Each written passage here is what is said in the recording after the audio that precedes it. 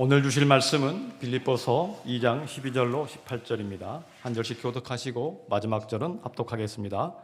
그러므로 나의 사랑하는 자들아, 너희가 나 있을 때뿐 아니라 더욱 지금 나 없을 때에도 항상 복종하여 두렵고 떨림으로 너희 구원을 이루라.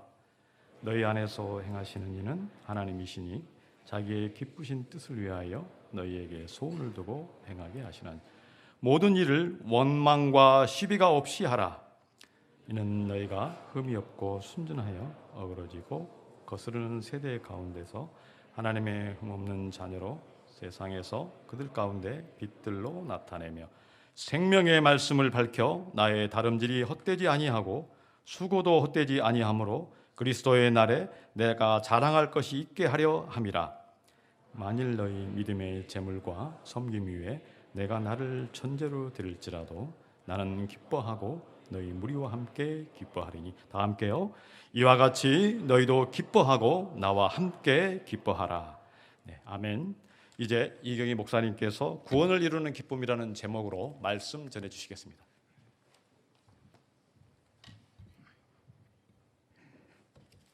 오늘 본문 12절 하반절은 너희 구원을 이루라고 권면합니다. 빌립보 성도들이 이미 구원을 받았는데 또 무슨 구원을 이루라는 것이냐 의문이 들 수 있겠고, 이에 관한 신학적 논쟁이 복잡하게 이루어질 수 있겠지만, 너희 구원을 이루라는 이 말씀은 이미 구원받은 하나님의 백성답게 살라는 뜻으로 이해할 수 있습니다. 그런데 구원받은 하나님의 백성답게 산다고 하는 것은 저절로 이루어지는 게 아니고 또 억지로 되어지는 것도 아닙니다. 구원받은 하나님의 백성답게 살기 위해서는 동기부여가 필요합니다. 오늘 본문이 그러므로라고 시작하고 있는데, 바로 앞 9절 2장 5절부터 11절 말씀을 통해서 왜 하나님의 구원받은 백성으로서 백성답게 살아야 하는지에 대한 동기부여를 하고 있습니다. 같이 한번 읽겠습니다. 너희 안에 이 마음을 품으라. 곧 그리스도 예수의 마음이니 그는 근본 하나님의 본체시나 하나님과 동등됨을 취할 것으로 여기지 아니하시고 오히려 자기를 비워 종의 형체를 가지사 사람들과 같이 되셨고 사람의 모양으로 나타나사 자기를 낮추시고 죽기까지 복종하셨으니 곧 십자가에 죽으심이라.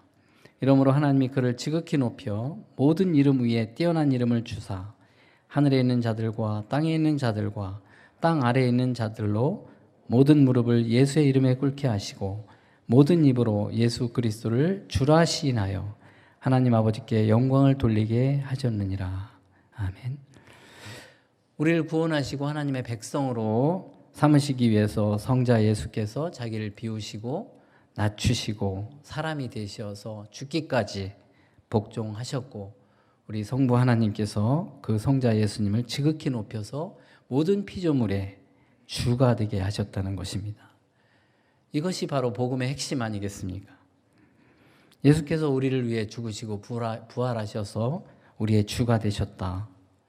예수님이 그리스도시다라고 하는 것이 바로 복음 아니겠습니까?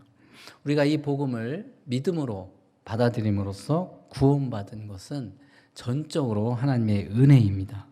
에베소 2장 8, 9절 말씀 우리가 잘 알고 암송하는 말씀인데요. 같이 또 보겠습니다. 에베소 2장 8절 9절. 너희는 그 은혜에 의하여 믿음으로 말미암아 구원을 받았으니 이것은 너희에게서 난 것이 아니요 하나님의 선물이라. 행위에서 난 것이 아니니 이는 누구든지 자랑하지 못하게 함이라. 하나님이 이미 마련하신 이 구원의 선물을 우리가 믿음으로 받아들이기만 하면 구원받은 하나님의 백성이 되게 하는 것은 바로 하나님의 은혜라고 말씀하고 있는 것입니다. 근데 여기서 구원을 선물이라고 표현한 것은 바로 우리의 행위로 말미암은 것이 아니라 하나님께 거저받은 은혜임을 강조하기 위한 것인데, 우리가 이 구원을 선물이라고 하니까 물건 취급해서는 안 됩니다. 만약에 우리가 이 구원을 물건 개념으로 이해하게 되면 선물을 받았으니까 이제 내 거야, 소유권을 주장하고 이제 내 마음대로 해도 돼 라고 하는 논리를 가지고 바로 구원받은 백성답게 살지 못하고 오히려 자기 마음대로 살 수도 있는 그런 오류에 빠질 수가 있는 것입니다. 공짜 티켓, 천국행 열차를 타는 공짜 티켓을 받았다는 거나 혹은 천국 보험을 들었다고 하는 그런 것이 구원의 확신을 주기 위한 방편으로 쓰기도 하지만 한편으로는 그게 오해 소지가 있는 것입니다. 그것은 구원파 이단하고 다를 바 없는 그런 잘못된 구원관을 갖게 할 수도 있습니다. 성경은 구원이 하나님의 은혜임을 강조하기 위해서 선물로 표현하지만 성경 전체적인 맥락에서 말씀하고 있는 구원은 하나님과의 관계에서 비롯된 하나님과의 인격적인 관계의 개념으로 이해를 해야 됩니다. 그렇다면 구원은 하나님과의 관계 회복이라고 얘기할 수 있는 것입니다. 우리가 하나님의 선물인 이 구원을 믿음으로 받아들임으로써 우리가 예수를 그리스도, 주님으로 고백하는 하나님의 백성이 된 것입니다. 그런 맥락에서 보면 그러므로라고 연결되는 오늘 12절 말씀은 바로 빌립보 성도들이 이미 믿고 있는 예수 그리스도가 어떤 과정을 통해서 구원을 이루셨고 그분을 우리가 주님으로 모시고 있기 때문에 주님으로 모시는 주님의 백성답게 하나님의 백성답게 살라고 동기부여하고 있는 것입니다. 12절 말씀 다시 한번 같이 읽겠습니다. 그러므로 나의 사랑하는 자들아 너희가 나 있을 때뿐 아니라 더욱 지금 나 없을 때에도 항상 복종하여 두렵고 떨림으로 너희 구원을 이루라. 그런데 바울이 하나님의 백성다운 구원의 삶을 이루는 하나님의 백성다운 삶을 사는 데 있어서 나 있을 때뿐 아니라 지금 나 없을 때에도 항상 복종하라고 권면합니다. 구원받은 하나님의 백성다운 삶은 바로 하나님께 복종하는 삶이라는 것입니다. 여기서 복종하다라고 하는 이 단어, 헬라어 휘파쿠오라고 하는 이 단어는 바로 휘포라는 것이 아래라는 뜻이고요. 아쿠오라고 하는 뜻은 듣다라고 하는 그런 합성어입니다. 아래서 듣다. 이 불순종을 뜻하는 단어 파라코에는 파라, 옆에, 대항하여, 거슬러 이런 뜻과 역시 듣다라고 하는 아쿠오가 결합되어서 바로 흘려듣다. 이 불순종은 흘려듣는 것이 불순종이라고 해석할 수 있는 것입니다. 우리가 잘 아는 유대인들이 암송하는 쉐마라고 하는 이 신명기 6장 4절부터 9절을 쉐마라고 하지 않습니까? 하루에 2번씩 암송하는 이 히브리어 이 쉐마는 바로 듣다라고 하는 샤마 동사의 명령어가 쉐마입니다. 듣다, 들으라. 그래서 이 복종이라고 하는 것은 잘 듣는 것입니다. 어쩌면 청종이라는 단어가 더 정확한 해석이 아닌가 생각합니다. 바울이 나 있을 때뿐만 아니라 나 없을 때에도 바로 하나님의 말씀에 복종하라고 얘기하고 있는데 이 말은 바울이 없을 때에는 빌립보 성도들이 하나님의 말씀을 잘 듣지 않아서 이 말을 한 것이 아닌가 그렇게 생각해 볼 수 있습니다. 어쩌면 긍정적인 측면에서는 바로 바울과 빌립보 성도들과의 관계가 굉장히 긴밀했고 또 빌립보 성도들이 바울에 대한 의존도가 높기 때문에 바로 빌립보 성도들이 바울과 함께 있을 때는 하나님의 말씀을 잘 듣고 청종하는 것 같았지만 떨어져 있는 동안에는 바로 불순종하는 모습을 보이지 않았나 생각됩니다. 빌립보 교회는 사도 바울이 2차 선교 여행 때 주 51년경에 설립된 교회입니다. 그리고 지금 빌립보서를 쓰는 시점은 61년, 주 61년에 로마 감옥에서 쓴 편지입니다. 10년이라는 공백이 있었는데 그 사이에 바울과 빌립보 성도들 간의 관계가 긴밀했다라고 하는 증거가 성경 곳곳에 나와 있습니다. 특별히 빌립보 교회는 바울이 예루살렘 교회를 위해서 모금하는 것에 적극적으로 동참을 했었고요. 또 바울이 3차 전도 여행 때 주 54년에서 58년 이 사이에 마게도냐를 지나면서 오고 가면서 빌립보 교회를 왕래한 것으로 보여집니다. 그리고 바울이 지금 감옥에 있을 때 빌립보 교회 목회자인 에바브로디도를 통해서 바울의 필요한 것들을 보낸 것이 빌립보서 4장 18절 말씀에 나와 있습니다. 같이 한번 읽겠습니다. 내게는 모든 것이 있고 또 풍부한지라 에바브로디도 편에 너희가 준 것을 받음으로 내가 풍족하니 이는 받으실 만한 향기로운 제물이요 하나님을 기쁘시게 한 것이라. 이 빌립보 교회가 특별히 이런 물질적인 면에서 바울을 후원을 했고 선교사에게 많이 동참을 했는데, 우리가 잘 아는 루디아라고 하는 이 자주장사는 성경에 처음에 개척했을 당시에만 나오고 그 뒤에 나오지 않아서 의아하게 생각하는 분들이 많이 있는데요. 사실 이 루디아는 자주장사로서 로마와 고린도 그리고 자신의 고향인 소아시아 두아디라 이런 지역을 다니면서 장사를 하고 사업을 하고 또 거기에서 번 돈을 가지고 교회를 위해서 헌금하고 또 바울의 선교사에게 물질적으로 동참하지 않았나 추정을 합니다. 어쨌든 빌립보 교회는 물질적인 후원을 많이 했던 교회인데, 물질이 있는 곳에 마음이 있다고 빌립보 성도들의 마음 가운데는 항상 바울이 있었던 것입니다. 차지하는 비중이 컸었던 것입니다. 그리고 바울 역시 빌립보서 1장 3절에서 5절에 보면 복음을 위한 일에 적극적으로 참여한 거에 대해서 빌립보 성도들에 대해서 이렇게 고백합니다. 빌립보서 1장 3절에서 5절입니다. 내가 너희를 생각할 때마다 나의 하나님께 감사하며 간구할 때마다 너희 무리를 위하여 기쁨으로 항상 간구함은 너희가 첫날부터 이제까지 복음을 위한 일에 참여하고 있기 때문이라. 이처럼 바울과 빌립보 성도 간의 관계가 긴밀했고 또 빌립보 성도들이 바울에 대한 의존도가 높았기 때문에 바울의 이 부재 중에 교회 내에 분쟁의 문제가 발생을 한 것이 아닌가 생각됩니다. 빌립보서 4장 2절에 보면 바울이 유오디아와 순두개를 권하는 내용이 나옵니다. 빌립보서 4장 2절입니다. 같이 읽겠습니다. 내가 유오디아를 권하고 순두개를 권하노니 주 안에서 같은 마음을 품으라. 빌립보 교회가 아까 말씀드렸듯이 자주장사하는 여인 루디아가 회심한 것을 계기로 해서 세워진 교회입니다. 그렇기 때문에 상대적으로 여성들의 파워가 교회에서 크지 않았나 추측을 합니다. 그렇기 때문에 이 두 여인 루디아와 이 순두개는 바로 여성 지도자 역할을 하는 바울과 동역했던 여인입니다. 교회에 보면 강력한 카리스마 넘치는 그런 지도자가 있을 경우에는 별 문제 없이 잘 교회가 성장하고 질서가 잡히는데, 그런 강력한 지도자가 없으면 자기 소견에 옳은 대로 행동하고 또 신앙생활이 느슨해질 수 있습니다.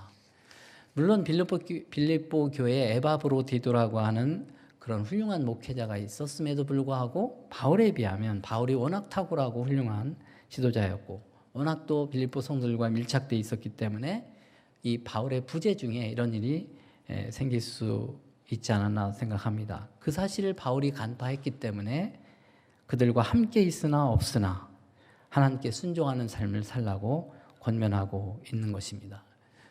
우리가 입술로는 그리스도가 교회의 머리일 뿐만 아니라 나의 주님이라고 고백하고 또 주님께 순종한다고 하지만 실제로는 교회 안에서 카리스마 넘치는 그런 영향력 있는 지도자가 있는 경우에는 그 지도자의 뜻대로 움직이고 그 지도자의 존재 여부에 따라서 나의 신앙생활이 행동이 달라지는 경우를 많이 보지 않습니까? 소위 담임 목사에 대한 의존도가 클수록 교회에서 벌어지는 문제가 부작용이 많이 있습니다. 없기 때문에 발생하는 문제들도 생기지만 또 담임 목사가 존재하기 때문에 발생하는 문제도 우리가 많이 보지 않습니까? 어떤 교회는 담임 목사가 안식년인 경우에 그 교회에 출석하는 교인이 절반으로 줄었다고 하는 그런 사례도 있습니다.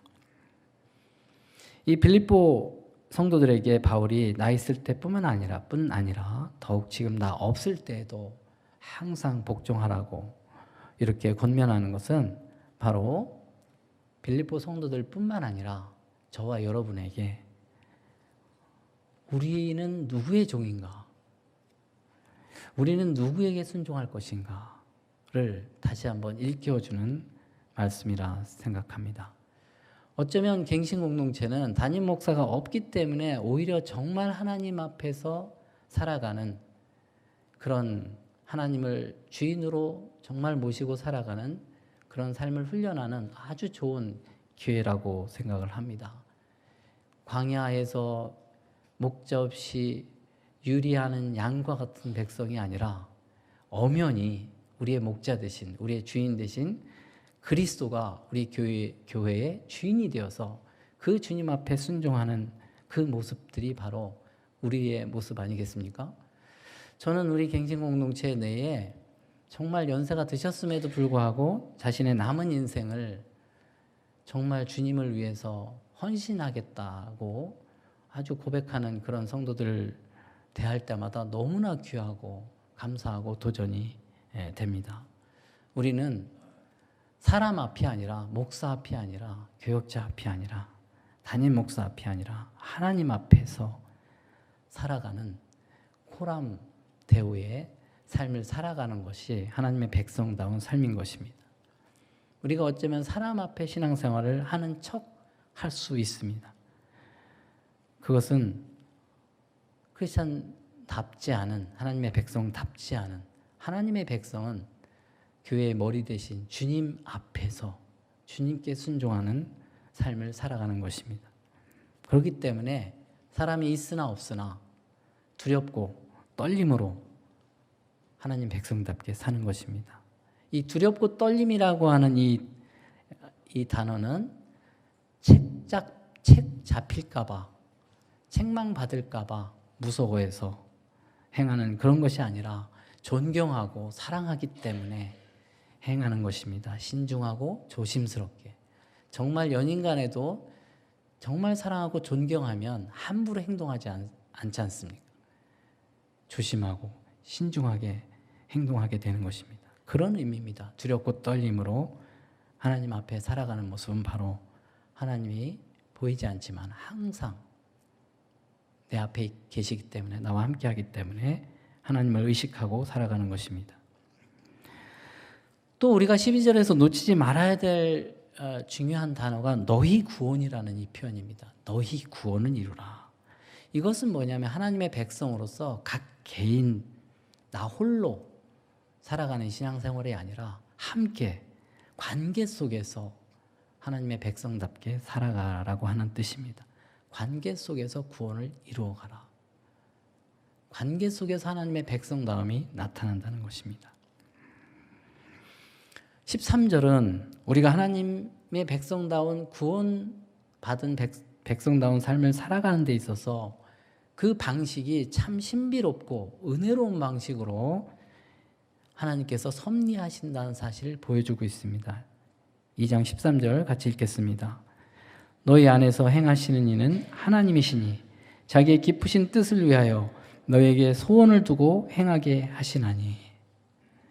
하나님의 주권과 인간의 자유의지의 이 관계성의 이 문제는 우리가 완전히 이해할 수 없는 신비에 속한 영역입니다. 그렇지만 믿음 안에서 이 둘의 관계가 조화가 가능합니다. 우리가 잘 아는 너무나 유명한 어거스틴의 유명한 명언이 있지 않습니까? 하나님 없이는 우리는 아무것도 하지 못한다.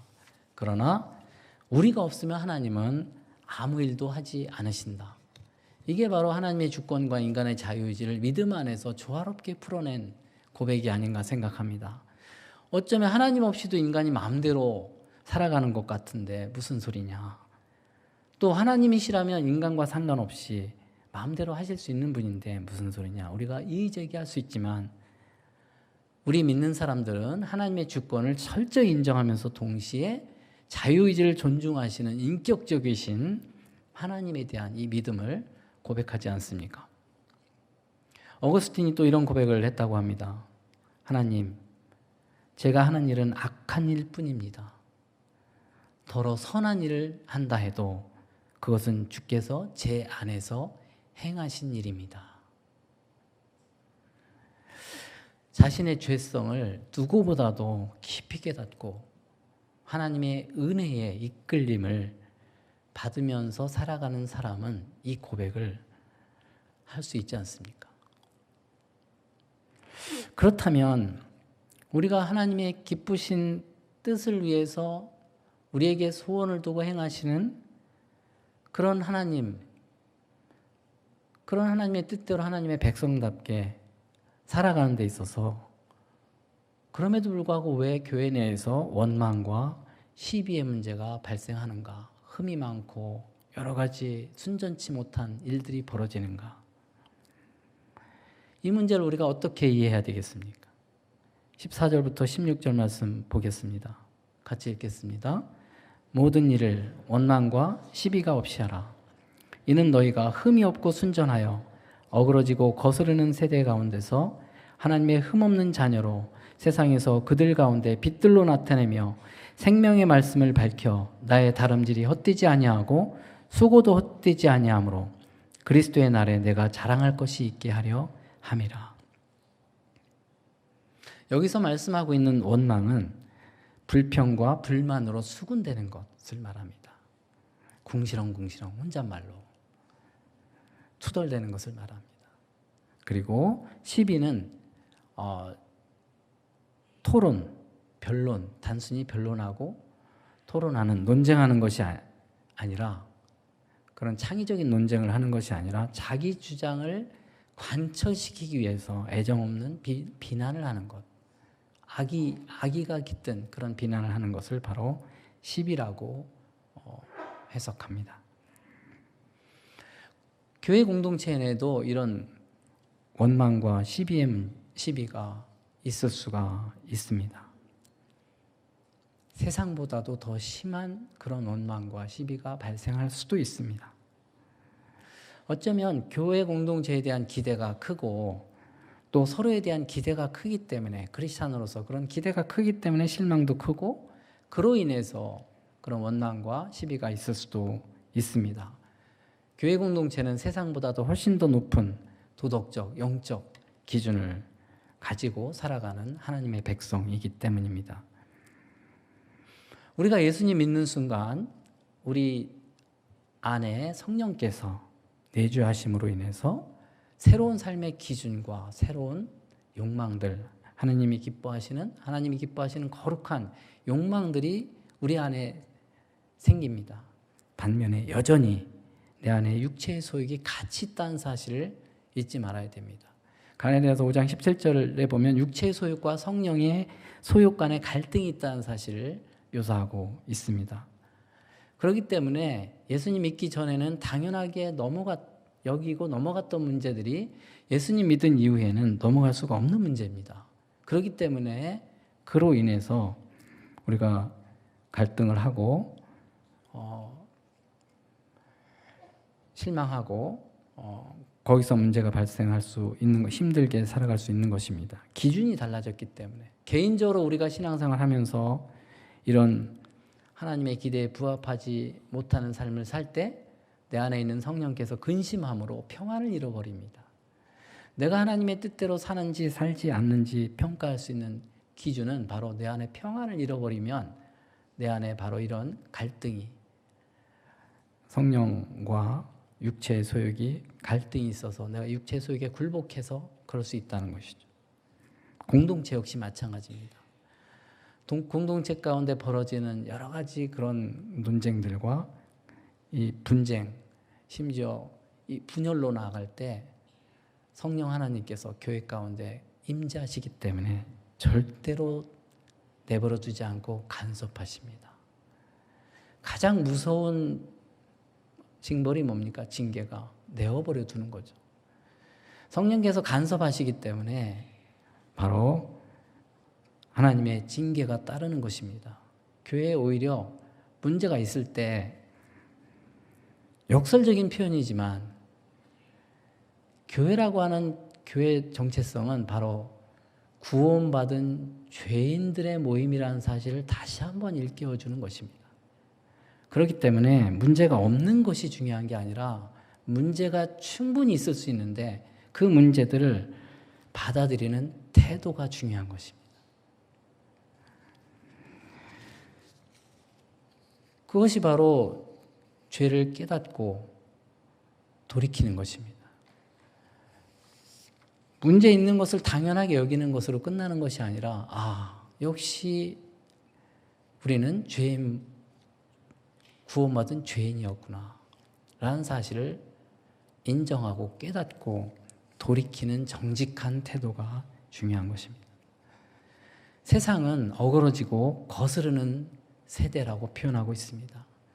세상은 어그러지고 구분이란 뜻이고 거스르는이라는 것은 전도된, 뒤집어진, 앞뒤가 뒤바뀐, 세상은 바로 이런 뒤죽박죽한 가치가 왜곡되고 본말이 전도된 아주 뒤틀려진 뒤죽박죽 세상의 모습이 그렇습니다. 그런데요, 세상의 특징은 그렇게 살아가면서도 그런 거에 대한 문제의식이 없고 각자 왕노릇하려고 하기 때문에, 자기가 왕이기 때문에 그 죄를 인정할 줄 모른다는 거예요. 인정하는 순간 끝장이라고 생각하기 때문에 끝까지 인정 안 하는 경우도 많습니다. 이게 바로 세상의 모습입니다. 스스로 왕이라고 생각하고 왕노릇하려고 하기 때문에 뒤죽박죽입니다. 그런데요, 교회는 자신이 왕이 아니라 자신이 왕인 것을 내려놓고 그리스도가 왕이라는 사실을 인정하는 사람들의 모임입니다. 그렇다면 내가 왕이 되려고 함으로 인해서 발생되는 문제가 생겼을 때 곧바로 즉시 죄인임을 깨닫고 회개해야 되는 것입니다. 돌이켜야 되는 것입니다. 주님의 말씀에 순종해야 되는 것입니다.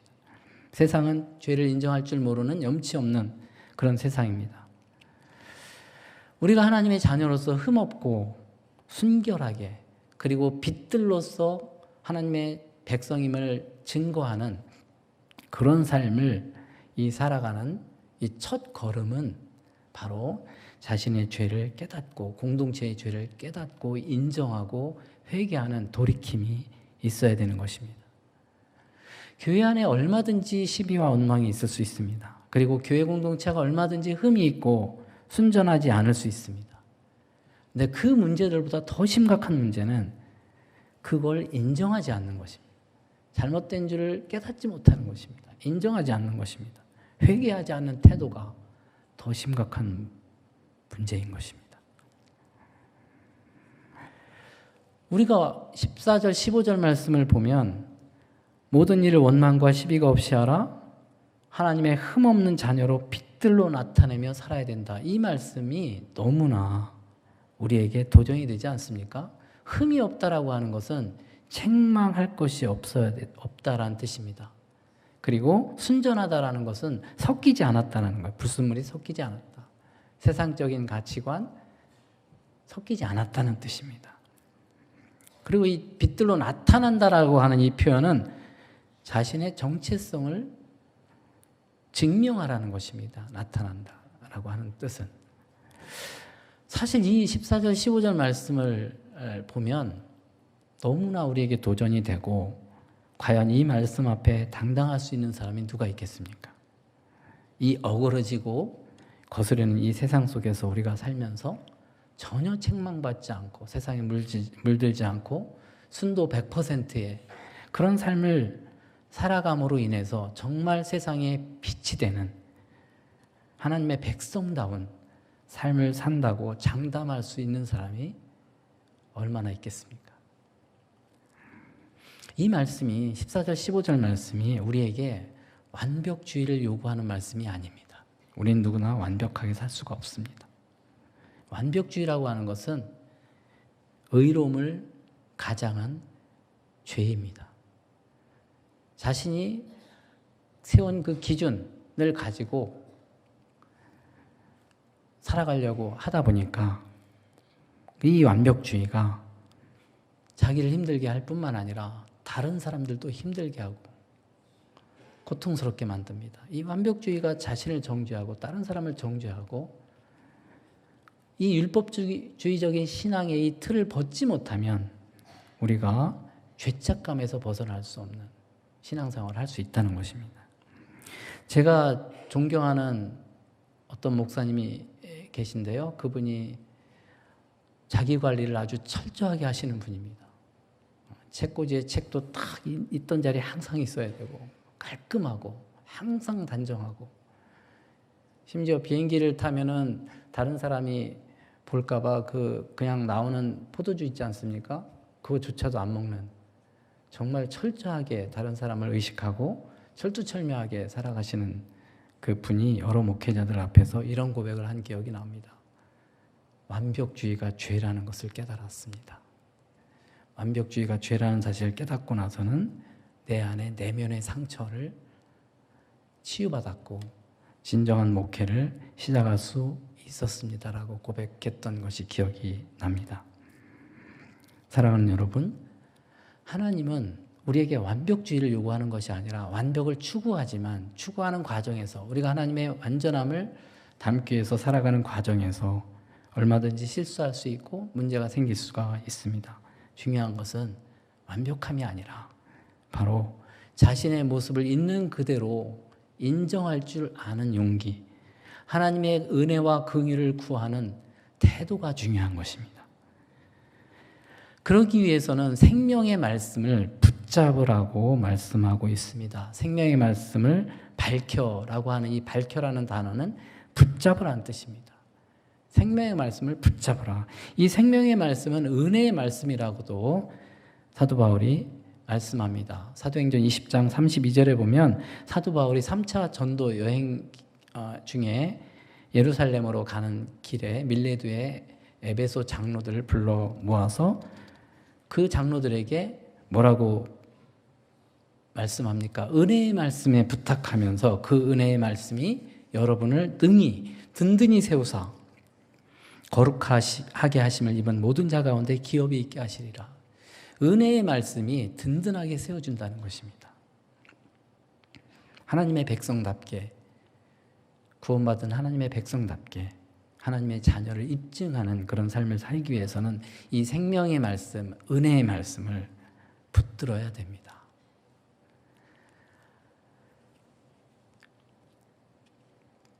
바울은 바로 그렇게 빌립보 성도들이 하나님의 구원받은 백성답게 하나님의 말씀에 사로잡혀서 살아갈 때, 청종하면서 살아갈 때 자신의 수고가 헛되지 않고 주님이 다시 오시는 날 자랑거리가 될 거라고 고백을 합니다. 말씀 사역자로서 정말 공감이 되는 부분입니다. 말씀을 전할 때 말씀을 가르치고 전할 때 가장 보람 있는 것은 말씀을 통해서 은혜를 받고 그리고 그 말씀으로 인해서 변화받는 삶을 살아가는 성도를 바라볼 때만큼 보람 있고 행복할 때가 없습니다. 그런데 반면에 말씀을 여러 번 반복해서 했음에도 불구하고 듣지 않고 청종하지 않고 변함없이 변화되지 않는 교인들을 바라볼 때 바울처럼 헛수고를 하고 있는 게 아닌가 안타깝고 슬퍼지고 자괴감이 들 때가 있습니다. 그것은 성도들에 대해서 뿐만 아니라 저 자신에 대해서도 마찬가지입니다. 저는 말씀을 준비하면서 공부하고 준비하면서 저 자신이 가장 먼저 은혜를 받습니다.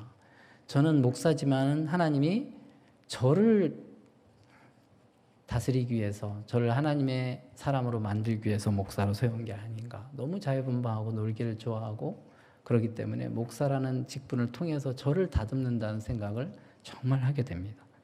그리고 말씀을 알아가면 알아갈수록 제가 이제 60이 넘었는데 40년 넘게 신앙생활하면서 내가 왜 이걸 이제 깨닫지? 라고 할 때가 한두 번 말씀을 대할 때마다 깨닫고 그리고 또 이 말씀대로 내가 얼마나 살아가는가를 뒤돌아보면 정말 그렇지 못한 이율배반적인 저의 모습을 보고 부끄러울 때가 참 많습니다.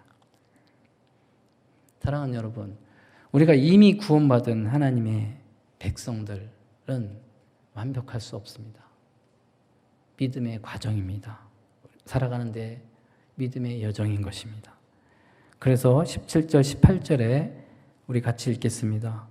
만일 너희 믿음의 재물과 섬김 후에 내가 나를 전제로 드릴지라도 나는 기뻐하고 너희 무리와 함께 기뻐하리니 이와 같이 너희도 기뻐하고 나와 함께 기뻐하라.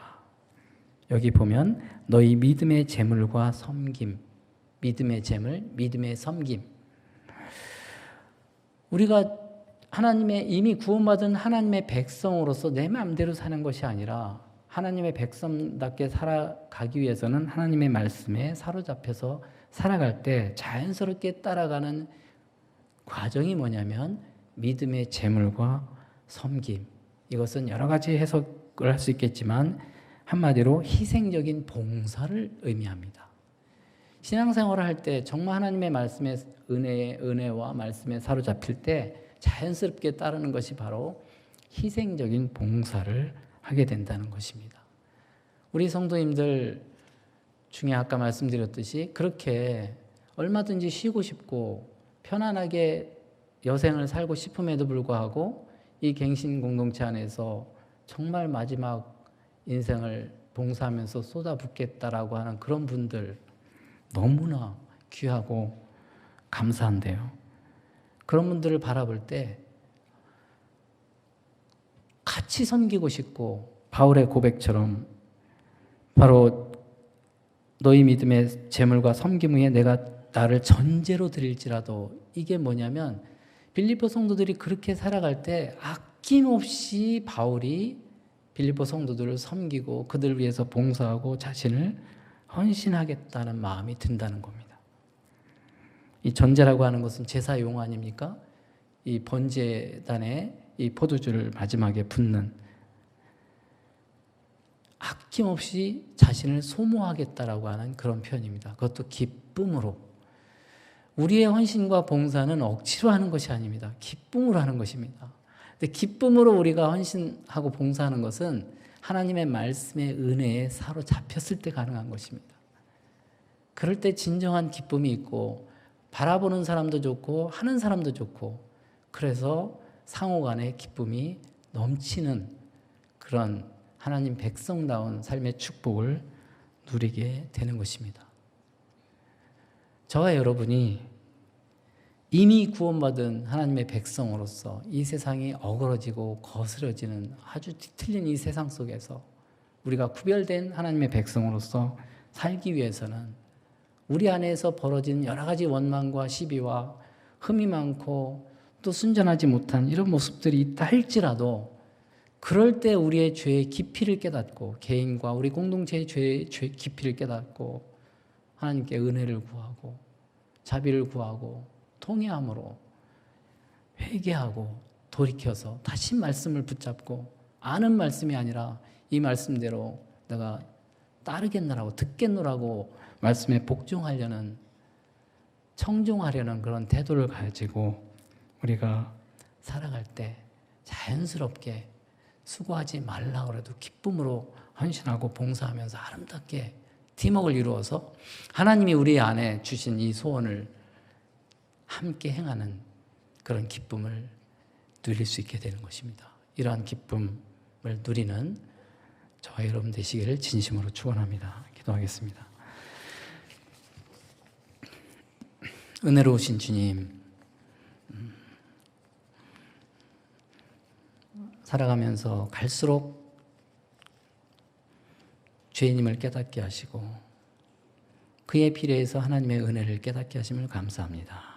주님, 우리가 세상 사람들과 전혀 다를 바 없는 그런 죄인임에도 불구하고 하나님의 은혜로 우리의 믿음으로 말미암아 하나님의 백성을 삼아 주셨는데 우리가 하나님의 백성답게 살아가기 위해서 끊임없이 우리 자신을 말씀에 비춰보게 하시고 성령의 조명 아래 우리를 살펴보게 하시고 죄를 깨닫게 하시고 돌이킴으로 주님 말씀을 붙잡고 성령의 능력을 의지해서 하나님 백성답게 살아갈 수 있도록 하나님 우리를 긍휼히 여겨주시고 우리를 도와주시기를 원합니다.